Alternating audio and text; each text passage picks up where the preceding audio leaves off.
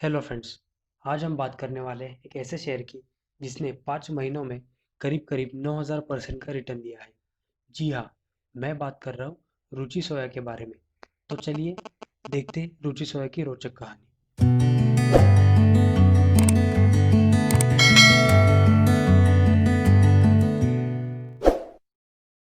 रुचि सोया एक ऐसा स्टॉक है जिसने जनवरी एंड से 17 रुपये से जून 29 को 1500 रुपये की शेयर प्राइस तक बढ़ोतरी दिखाई है, जो कि होता है करीब 9000%। रुचि सोया की कहानी शुरू होती है 1986 में, जब दिनेश सहारा ने कंपनी शुरू की थी मध्य प्रदेश में, इंडिया के सोयाबीन कैपिटल में। उन्होंने स्टार्ट किया सोयाबीन नगेट से और उनका ब्रांड न्यूट्रेला अभी तक करीब 50% मार्केट शेयर के साथ लीडिंग ब्रांड है। आगे चलकर कंपनी खाने के तेल के बिजनेस में भी आ गई और इनके कुछ पॉपुलर ब्रांड्स भी हैं, जैसे रुचि गोल्ड और महाकोश। कंपनी ने एक्सपांशन के लिए लोन्स यानी कि डेट का इस्तेमाल किया और यहाँ कहा जाता है कि दिनेश सहारा के बैंक्स के साथ कनेक्शंस होने की वजह से उन्हें लोन्स जल्दी और आसानी से मिल गए। अब बात टू बैंकरप्सी। कंपनी की बोरिंग यानी कि लोन 2008 में 2000 करोड़ के आसपास था, जो कि 2013 आते आते कुछ 7300 करोड़ हो गई। कंपनी की बोरिंग्स तो बढ़ गई, लेकिन कंपनी के प्रॉफिट्स में कुछ खास ग्रोथ नहीं थी। कंपनी के प्रॉफिट में एक और चीज़ की कमी थी, वो थी कंसिस्टेंसी। अगर आप 2008 से 2015 तक कंपनी का ग्राफ देखें तो समझ आता है कि कंपनी के प्रॉफिट्स में ना कोई डायरेक्शन और ना ही कोई कंसिस्टेंसी है। इसी के साथ कंपनी का प्रॉफिट टू रेवेन्यू रेशियो देखो, यानी कि जो प्रॉफिट मार्जिन होता है, जो बताता है कि रेवेन्यू में कितना पार्ट प्रॉफिट में कन्वर्ट हो पा रहा है। और ये देख के आपको समझ आएगा कि वो बहुत ही लो है, कुछ 1 से 1.5% मैक्सिमम प्रॉफिट मार्जिन है। 2010 में कंपनी एक स्टॉक प्राइस मैनिपुलेशन की इन्वेस्टमेंट में भी फंस गई थी और 2012 से 2015 तक कंपनी में बहुत बड़ी बड़ी मुश्किलों का सामना किया, जिसमें एक साल एक्सेस बारिश और 2 साल सूखा यानी कि ड्रॉट गिरा था। इसी के साथ कैस्टर ऑयल प्राइस के क्रैश की वजह से कंपनी को फ्यूचर्स ट्रेडिंग में 400 करोड़ का नुकसान उठाना पड़ा था और इसी के चलते कंपनी 2016 में पहली बार 1300 करोड़ के लॉस में चली गई।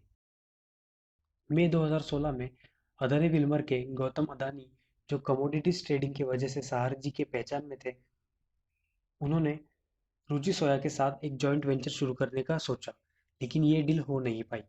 इसी बीच रुचि सोया की फाइनेंशियल पोजीशन और खराब होती चली गई और कंपनी का कर्जा बढ़ने के साथ लॉस के कारण बैंक्स ने कंपनी को कोर्ट में खींच लिया, जिसमें डीबीएस और स्टैंडर्ड चार्टर्ड का एक्सपोजर सबसे ज़्यादा था। दिसंबर 2017 में आईडीबीआई बैंक ने रुचि सोया को विलफुल डिफॉल्टर घोषित कर दिया और कंपनी रिस्ट्रक्चरिंग के लिए बैंक्स ने अपने हाथों में ले ली। अब कोई भी कंपनी से पैसा वसूल करने के लिए दो तरीके होते हैं। एक होता है एसेट्स बेचकर, जिनके अगेंस्ट कंपनी ने लोन लिया होता है, और दूसरा है गोइंग कंसर्न, यानी कि पूरी कंपनी बेचकर। अब रुचि सोया के लिए कुछ 28 बिड्स आई थी, जिसमें गोदरेज एग्रोवेट, इमामी, अदानी विल्मर और पतंजलि जैसे बिडर्स थे। हालांकि अदानी विल्मर और पतंजलि, ये दो ही कंपनियों ने बिड्स पूरी कंपनी यानी कि गोइंग कंसर्न बेसिस पे लगाई थी। अदानी की बिड थी कुछ 5500 करोड़ की और पतंजलि की बिड थी कुछ 4200 करोड़ की। अदानी विल्मर की बिड हाईएस्ट होने की वजह से सिलेक्ट हो गई और कंपनी ने आगे के प्लान्स भी बना लिए और माधुरी दीक्षित को ब्रांड एम्बेसडर भी साइन कर लिया। लेकिन पिक्चर अभी खत्म नहीं हुई थी। स्वामी बाबा रामदेव की पतंजलि ने अदानी विल्मर वाले डील के खिलाफ ऑब्जेक्शंस लिए। ये ऑब्जेक्शंस थे under section 29A of IBC, जो कि पास्ट डिफॉल्टर्स को बिडिंग करने से रोकता है। और यहाँ पे कहानी दिलचस्प हो जाती है। अदानी विल्मर के डायरेक्टर प्रणव अदानी, उनकी वाइफ है नम्रता, जो कि विक्रम कोठारी की बेटी है। विक्रम कोठारी रोटोमैक ग्रुप के ओनर है और रोटोमैक कंपनी में 3700 करोड़ का फ्रॉड में उन्हें सीबीआई ने बुक किया था। इसी के चलते अदानी विल्मर ने डिले इन नेगोशिएशन की वजह से एसेट डिटेरियोरेशन का रीजन देते हुए अपनी बिड पीछे खींच ली। अप्रैल 2019 में पतंजलि ने अपनी भीड़ 4,200 से 4,350 करोड़ पे बढ़ा दी, जिसे जुलाई 2019 में एनसीएलटी ने मान्यता दे दी। 4,350 करोड़ में से 4,235 करोड़ रुपए लोन रिपेमेंट में दिए जाएंगे और उसमें से 115 करोड़ रुपए इन्वेस्ट किए जाएंगे।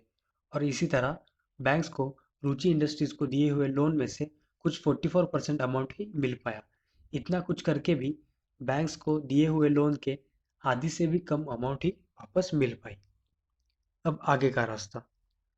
कंपनी 13 नवंबर 2019 को डीलिस्ट हो गई थी, लेकिन 27 जनवरी 2020 पे ये फिर से लिस्ट हो गई और 17 रुपए के भाव से ट्रेड करने लगी। और तब से कंपनी को बस अपर सर्किट और लोअर सर्किट ही लगते जा रहे हैं, जिसके चलते कंपनी का मार्केट कैपिटल 500 करोड़ से 40,000 करोड़ तक पहुंच गया है, जो कि टॉप 100 कंपनीज में भी गिना जा सकता है। लेकिन एक बात पे ध्यान रखना चाहिए दोस्तों, पतंजलि ने ये कंपनी बाय तो कर ली, लेकिन इसके लिए पतंजलि ने फिर से लोन का ही इस्तेमाल किया है, जिसमें शामिल है वही बैंक्स जिन्होंने पिछली बार 50% से भी ज़्यादा हेयर कट दिया था।